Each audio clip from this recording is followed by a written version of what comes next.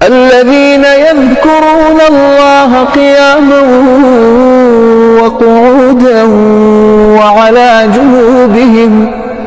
وعلى جنوبهم ويتفكرون في خلق السماوات والأرض ربنا ما خلقت هذا باطلا سبحانك রহমতুল্লাহি ওয়া বারাকাতুহু। আজকে আলোচনা করব একটা বশীকরণ বিষয় নিয়ে।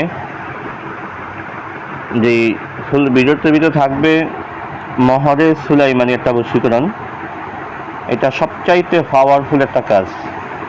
যদি আপনার ভালোবাসা মানুষ বা আপনার স্ত্রী বা যেই হোক না কেন, যদি আপনার থেকে বহু দূরেও থাকে, তাকে অনেক রকমের চেষ্টা করছেন কিন্তু কোনো মতেই আপনার কাছে হাজির করতে পারতেছেন না বা আপনার বাধ্য করতে পারতেছেন না, আমি আপনার কাছে অনুরোধ করব রোজা মুখে নিয়ে। আল্লাহর কোরআন কখনো ব্যর্থ হয় না, ইনশাল্লাহ হবেও না, কিন্তু আসলে আমরা করতে জানি না, এই মূল কথা।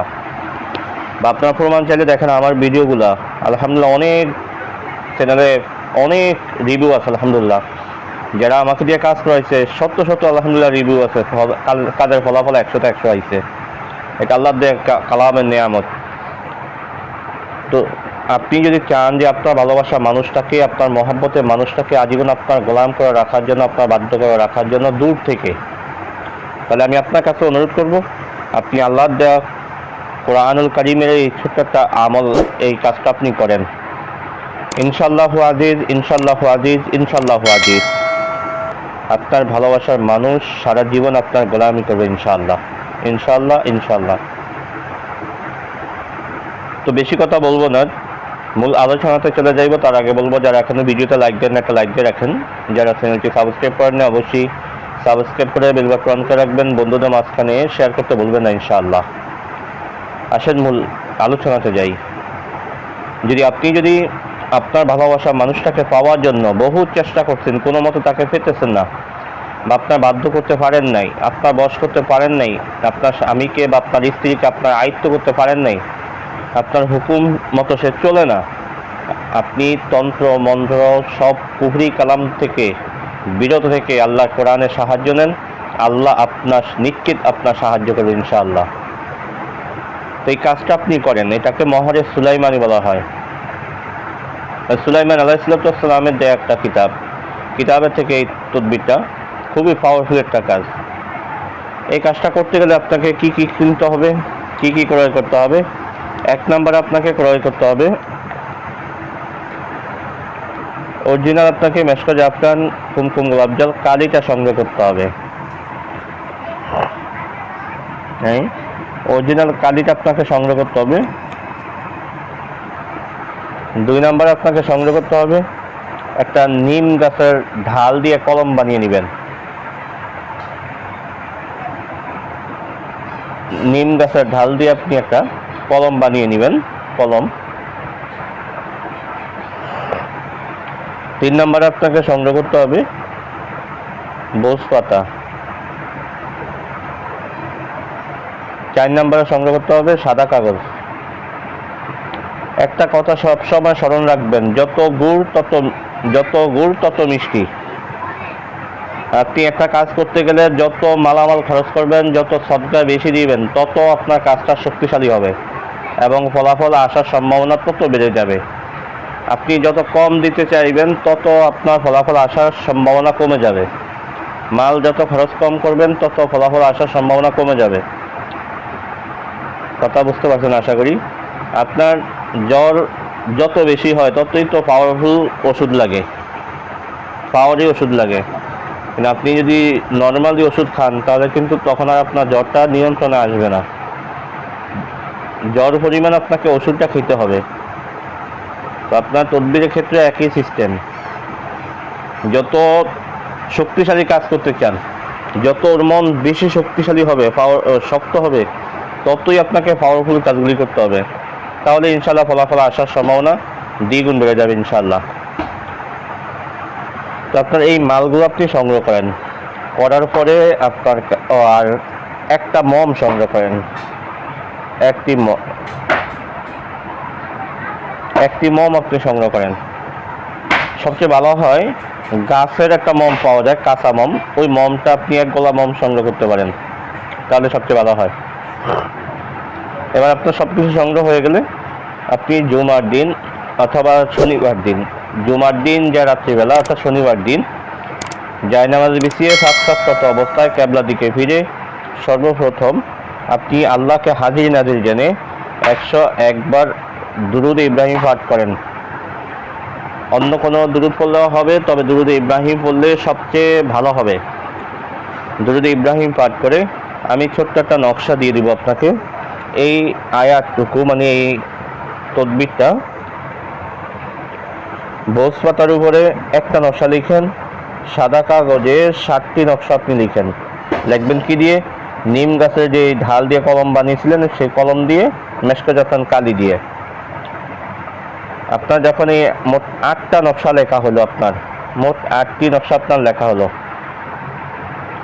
8টা নকশা আপনার লেখা হয়ে গেলে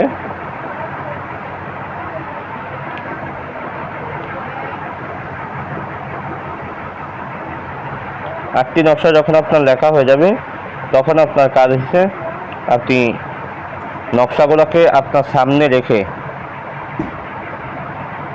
একটা কোরআনুল কারীমের একটা আয়াত আছে যেটা অনেক প্রসিদ্ধ আয়াত, মোহাব্বতের প্রসিদ্ধ আয়াত।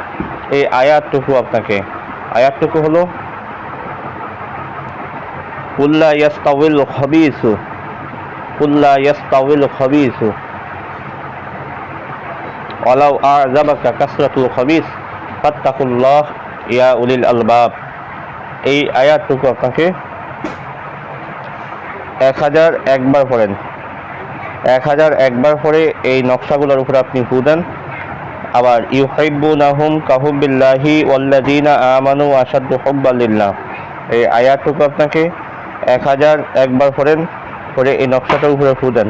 নকশাগুলোর নিচনে অবশ্যই লিখবেন আপনার নাম, আপনার মায়ের নাম, আলা হুব্বি আপনার সেই কাঙ্ক্ষিত ব্যক্তির নাম, তার মা অথবা বাবার নামটা।